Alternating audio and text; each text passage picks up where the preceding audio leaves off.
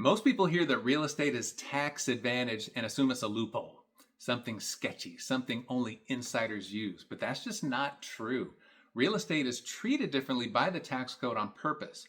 And once you understand why, the conversation around taxes, wealth, and investing start to make a lot more sense. If you watched my last video about why high income earners often feel stuck paying more taxes as they earn more, this is the natural next layer. This video is about the why, not the tactics. Why real estate is written differently into the tax code and why that's intentional and why it matters for people trying to steward income wisely over the long term.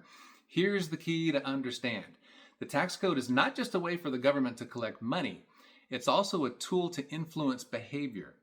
In other words, the tax code rewards activities that policymakers believe benefit society. This has always been true. So if an activity is considered economically useful, job creating, or stabilizing, it tends to receive incentives, and real estate checks all those boxes. Housing provides shelter. Multifamily housing specifically creates scale housing, supports local employment, and stabilizes communities. Because of that, the tax code treats real estate not as consumption, but as infrastructure. That distinction matters. When you earn income from your job, your income is taxed immediately before you ever see it, before you control it. There's very little flexibility. But when income comes from ownership, especially ownership of real assets, the tax code applies a different framework. Not because it's hiding something, but because it's encouraging something.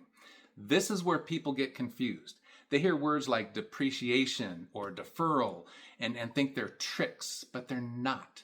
Depreciation exists because buildings wear down over time. Roofs age, plumbing ages, mechanical systems age, and the tax code allows owners to recognize that reality on paper, even if the property is performing well operationally. That's not cheating. That's matching tax treatment to economic reality. Another concept people misunderstand is deferral. Deferral doesn't mean you never pay taxes. It means timing matters. The tax code often allows taxes to be paid later when assets are sold or transitioned rather than every year as income is produced. Why?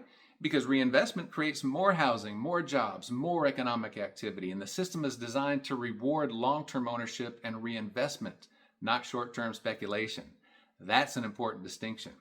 Real estate is not incentivized because it's fast. It's incentivized because it's stable. Now, from a faith perspective, this is where stewardship comes in. Stewardship is not about avoiding responsibility. It's about understanding the tools you've been given and using them wisely. Scripture talks often about wisdom, planning, and long-term thinking. It doesn't celebrate ignorance. Paying more taxes than necessary because you never learn how the system works is not a moral virtue.